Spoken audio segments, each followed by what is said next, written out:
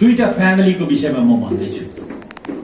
दुईटा फ्यामिली, यो चाहिँ फरेन कन्ट्रीमा भएको, बुझ्यो त। Christian life and faith magazine भन्ने एउटा सोसाइटीले दुईटा फ्यामिलीको के गरेछ, सर्वे गरेछ। सर्वे गर्छ नि, होइन? भनेको मतलब उसलाई स्टडी गर्यो, स्टडी गरेछ।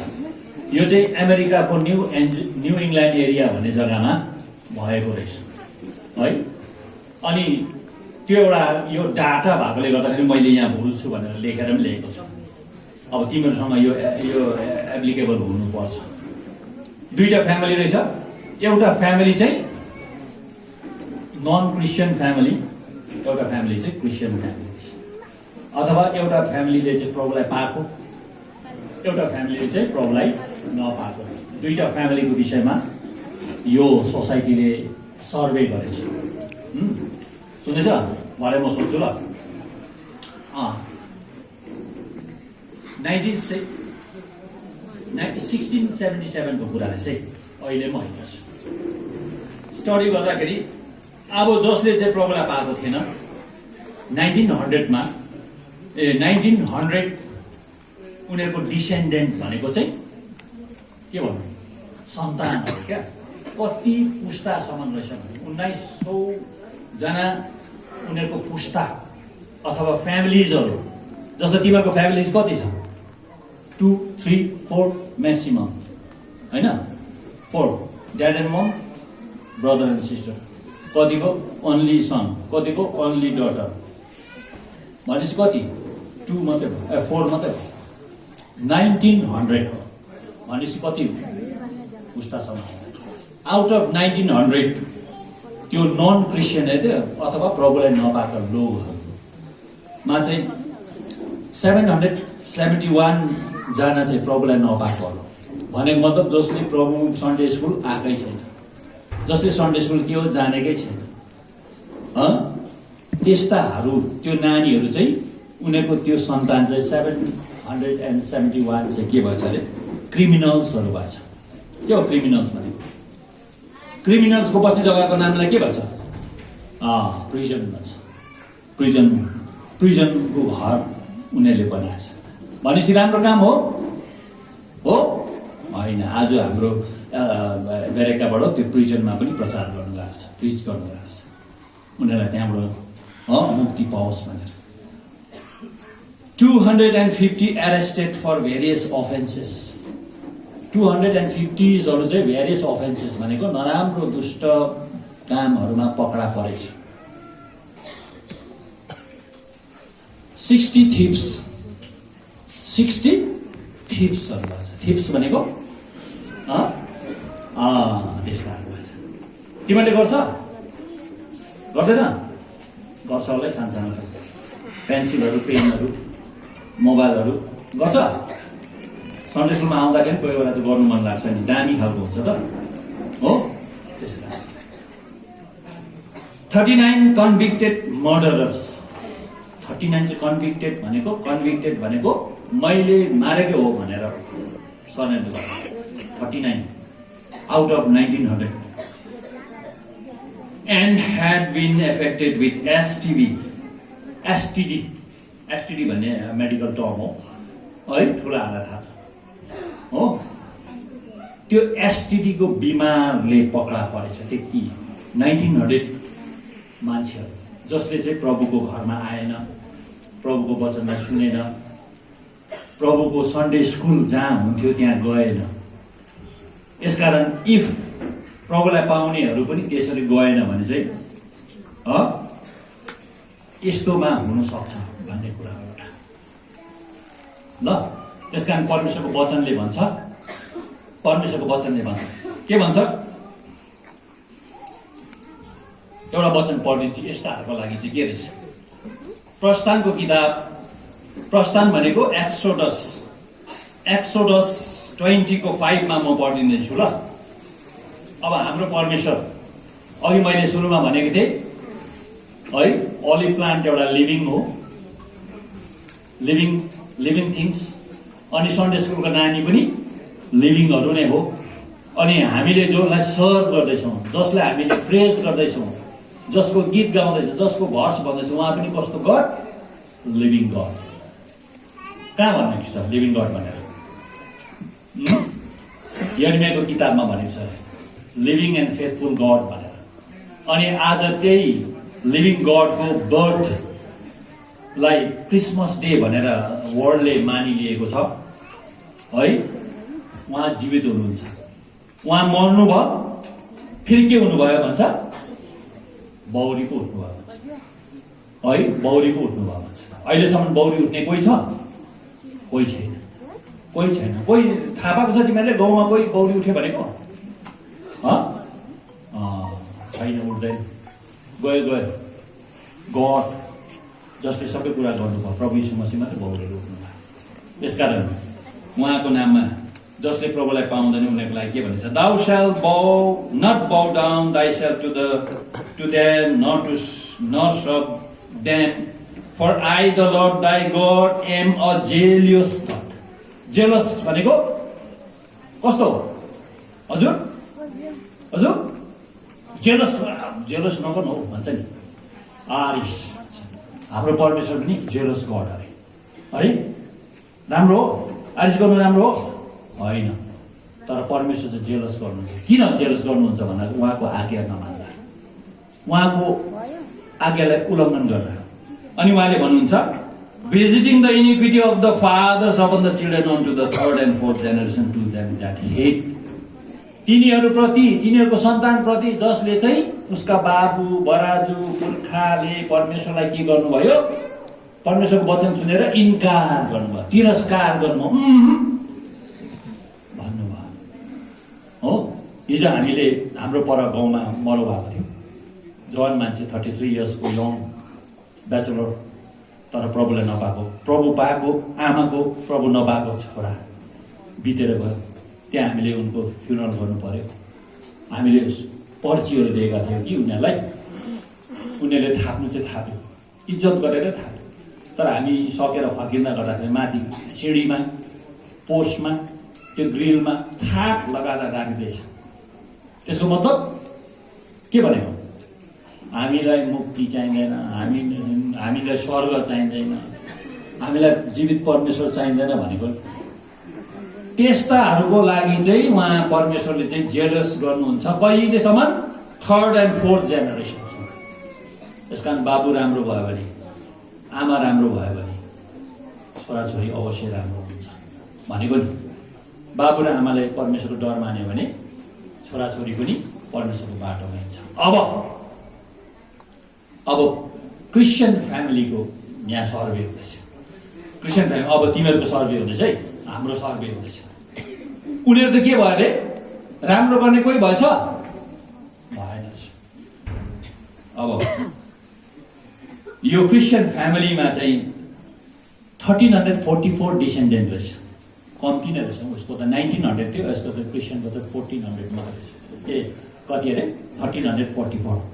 Out of 1344, many were college presidents and vice presidents. कलेजको प्रेसिडेन्टहरू भाइस प्रेसिडेन्टहरू भएछ धेरैजना। कोहरू हुन्छ कलेजको प्रेसिडेन्ट र भाइस प्रेसिडेन्टहरू? भाग्ने, कलेज भाग्ने, बदमास गर्नेहरू हुन्छ? एकदम डिसेन्ट स्टुडेन्टहरू हुन्छ, सिन्सियर स्टुडेन्टहरू हुन्छ। अनि 186 मिनिस्टर अफ गोस्पल्स, 186 केहरू भएछ? प्रचारकहरू भएछ। गोस्पल मिनिस्ट्रीमा काम गर्नेहरू, प्रचारकहरू भएछ है। अनि 86 इलेक्टेड स्टेट लेजिस्लेटर, युएसए को स्टेट लेजिस्लेटरहरू भएछ 86 जना। अलिकति हो, हाम्रो त्यो स्टेटमा 32 जना मात्रै लेजिस्लेटर हुन्छ नि स्टेटको। अन्त अमेरिका जस्तोमा त 86 जना स्टेट लेजिस्लेटर भएछ। And 30 became the president. 30 जना त के भएछ अरे? युएस को प्रेसिडेन्टहरू भएछ। कति राम्रो हो। And third generation of this family included famous preacher को भएछ? एडवर्ड भन्ने भएछ। फेमस प्रिचर जसको किताबहरू हामी धेरै धेरै पाउँछौँ हो। के भन्छ उसको नाम त एडवर्ड क्याम्बेल हो। यस्ता भएछ। यो केले गर्दाखेरि भन्दाखेरि चाहिँ परमेश्वरलाई प्रेम गर्ने, परमेश्वरको आज्ञा मान्ने। अनि यसको लगाउमा म एउटा पद पढिदिन्छु। ड्युटोनोमीको किताबमा 7 को मैले पढ्दैछु 8। सुन है, अब सुन है के भन्दैछ। भर्स रिभाइज गर्दैछ क्या, भर्स रिभाइज गरेको अहिले सुन्नुपर्छ। के भन्दैछ अरे, नो नो भनेको के हो? न भनेको होइन, के हेर्नु डब्लु नो भनेको चाहिँ याद गर, थाहा गर। Therefore that the Lord thy God हो तपाईहरूको परमेश्वर, He is God, उहाँ के हुनुहुन्छ? गड हुनुहुन्छ। The faithful God. कस्तो गड? गडहरू त अरू पनि छ, but they are not faithful है। तर हाम्रो गड चाहिँ कस्तो? Faithful God. विश्वास गर्छ? विश्वास गर्नुपर्छ। Faithful God which keepeth covenant and mercy with them that love him, जसले उहाँलाई प्रेम गर्छ। उहाँले तिनीहरूप्रति के गर्नुहुन्छ? कृपा दृष्टि लाउनुहुन्छ, तिनीहरूसँग बाँधेको प्रतिज्ञा पूरा गर्नुहुन्छ। and keep his commandment to 1000 generation। उनीहरूको त 3rd and 4th जेनेरेसनसम्म पनिसमेन्ट दिन्छु भने परमेश्वर। तर यदि तपाईँ र मैले अलिभ प्लान्ट भएर परमेश्वरको घरमा परमेश्वरको आज्ञालाई तिमीहरूले सिरोपर गरिरह्यो भने हामीलाई चाहिँ के अरे? कहिलेसम्म अरे? 1000 जेनेरेसन। 1000 जेनेरेसन कहिले हो? कहिले हाम्रो आउनु होइन।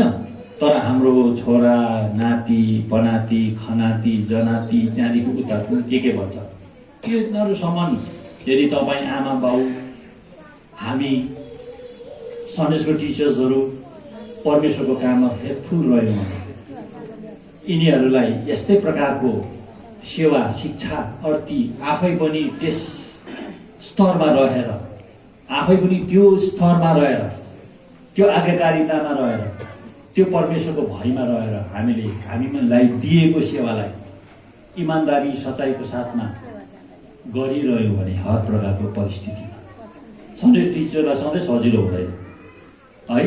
म पनि अहिले सन्डे स्कुल टिचरै हो। म पहिला स्टुडेन्ट थिएँ, अहिले म सन्डे स्कुल टिचर, पुरो टिचर क्या। तर प्रभुले मलाई पनि है धेरै परिस्थिति हुन्छ। कहिलेकाहीँ केटाकेटी उम्र नलागेको देख्दाखेरि हरेस पनि लाग्छ। अब हुँदैन रहेछ, पास गर्नुपर्ने रहेछ भन्ने जस्तो पनि हुन्छ। बट परमेश्वर के हुनुहुन्छ अरे? ही इज फेथफुल गड हो। उहाँले भन्नुभएको छ नि, उहाँको विश्वासी। त्यस कारण यो कामलाई हामीले गरिरह्यौँ भनेदेखि के हुन्छ? हाम्रो 1000 जेनेरेसनसम्म परमेश्वरको कृपा हामीमाथि रहिरहेको हुन्छ है। हामी सन्डे स्कुल टिचर्सको लागि पनि छ, हाम्रो सन्डे स्कुलको नानीहरूको आमा बाउको लागि पनि छ। टिचर्सले भन्दाखेरि बेसी आमा बाउको हातमा हुन्छ नानीहरू है। यिनीहरूलाई हामीले के गरिबस्नुपर्छ? भनिबस्नुपर्छ, बताइबस्नुपर्छ, पठाइबस्नु पर्यो। झरी बादल हिउँ गरम हरेक प्रकारमा हामीले पठाइबस्यौँ भने सन्डे स्कुल टिचरलाई करै लाग्छ। आज त नगर्नु पर्यो, सन्डे नानीहरू आएन भनेर अल्छी मान्दै गरेको हुन्छ। नानीहरू आएर अङ्कल आन्टी दिदी दादा भन्दै गर्दाखेरि कर लागिहाल्छ। त्यसो हुँदाखेरि के हुन्छ? नानीले कोही बेला टिचर्सहरूलाई रिभाइभ गर्दै गरेको हुन्छ क्या। के गर्नु? उत्साह दिँदै गरेको छ। अरे आएछ हौ, आएछ, 2 जना भए पनि आएछ होइन। त्यति बेला हामी के हुन सक्छौँ? उत्साहित हुन सक्छौँ। यसले गर्दाखेरि है नानीहरूलाई यसपालि प्रतिज्ञा दिएको के रहेछ? एकदमै राम्रो रहेछ। तिमीहरू के हो? परमेश्वरको घरको के का भद्राक्ष मुनाहरू। पुरानो बाइबलमा चाहिँ भद्राक्षका मुनाहरू भनेको छ। भद्राक्षको मुना चाहिँ नि हिस्ट्रीमा हेऱ्यो भनेदेखि चाहिँ नि ओलम्पिक भन्ने सुनेको छ नि? ओलम्पिक कहिले पनि हुन्छ। ओलम्पिक कति सालमा हुन्छ ओलम्पिक?